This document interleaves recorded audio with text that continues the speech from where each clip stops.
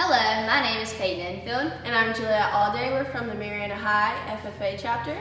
Today we're going to be showing you our terrarium that we made and show you how to make your own, which is also known as a self-sustaining ecosystem. We have a pre-built one here, and I know you can't see it very well, but in the back we have a white Anne, a nerve plant, or more can also be called a Fittonia argyniera. In the front we have a Begonia rex, just nicknamed Rex, and in the back we have a Peperomia obtusifolia, or just terra firma. So the jars that we have here for our terrariums was given to us for free by this 92-year-old lady that our FFA chapter did a community service project for her and did some yard work for her, so we are very thankful for that. To start off with our terrarium, we first added a foundational layer of pea gravel.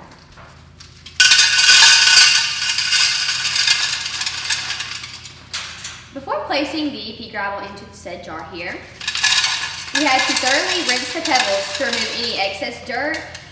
We did that by just simply putting the pebbles into some plastic pots, and so that way we can just transfer them straight into the jar.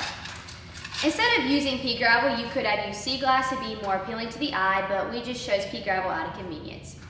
So our next layer after our pea gravel would be landscaping fabric. We put that in between our next layer, which will be crushed charcoal and the pea gravel. You're going to want to cut it into a square resembling the shape of the jar, and you're going to want to fit it in very snugly so that no soil can get through. She's going to line it up to get a similar shape.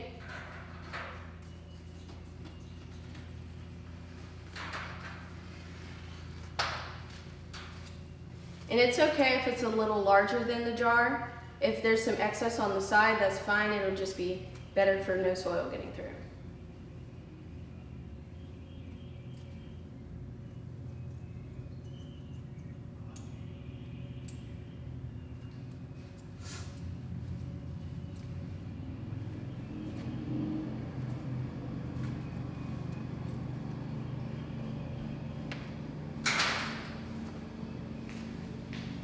You're going to want to place that in. And you do it so that there's one side of the mesh fabric is black and one side is brown, so it blends in with the two layers. After placing our landscaping fabric, we then place our lump charcoal that we crushed ourselves. The purpose of the crushed charcoal is to eliminate any odors and to prevent bacteria growth. You're going to want to wait until the charcoal cloud settles before adding in your soil and plants, because otherwise you won't be able to see anything. But it is needed for keeping bacteria out.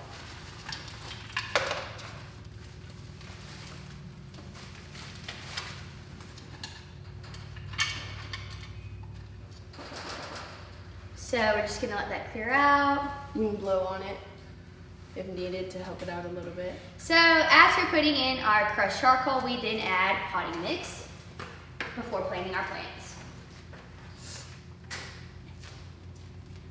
You can also use a funnel, but I'm just using my hands if your jar mouth is smaller than ours.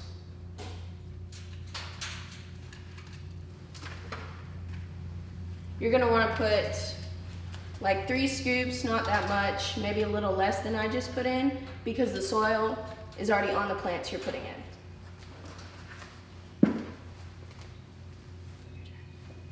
Peyton is going to start by putting in a pink angel, cousin to the white Anne, as said before, is a Fittonia argyniera.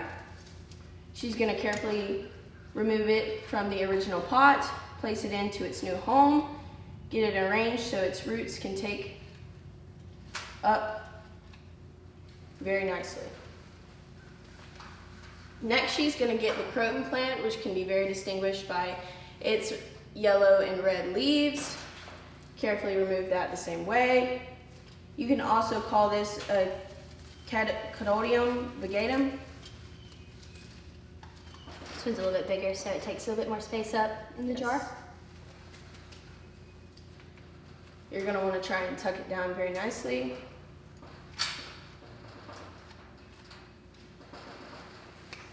Next, she's going to grab her dragon fingers, doing the same with the pots. She's going to cut it at the top to release it. They tie it that way so it grows braided. This can also be called a braided Sansevieria cylindrica, and it will be acting as the centerpiece of our terrarium.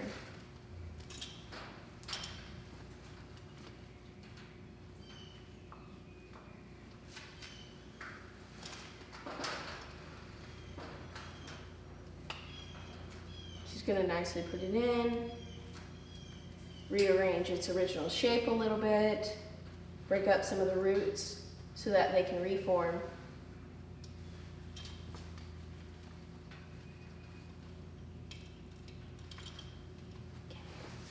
And if you want to build your own, you might want to get some plants younger than this. Okay. So, once you have potted your plants, you will need to add some finishing touches to your terrarium to keep the circle of life moving. To do this, we added some Limburkina, also known as earthworms. You can also add springtails, which resemble termites, but both of them eat bacteria. And dead plant matter. Yeah, and dead plant matter. Just gonna want to place them in. You just only need just a couple, 2 or 3, just to keep it moving. You know, you don't need too many. At the most 3. All right, just a few things about your terrarium once you have it complete and how you want it to be looking and everything like that. So for the next few days after your terrarium is done, you need to monitor it so that way there is not too much water inside of your terrarium. You should only see condensation on the glass jar in the mornings and evenings, as you can see here, the water collecting on the side, because it is morning time. If your terrarium was to have too much condensation on the inside, all you really need to do is just open the lid and let it air out, and you can just take a paper towel and wipe on the inside edges. These are tropical plants, so they prefer temperatures between 45 and 85 degrees Fahrenheit, so that's perfect for keeping them inside next to a warm window. We hope you learned a lot from this presentation and plan to build your own terrarium. Thank you.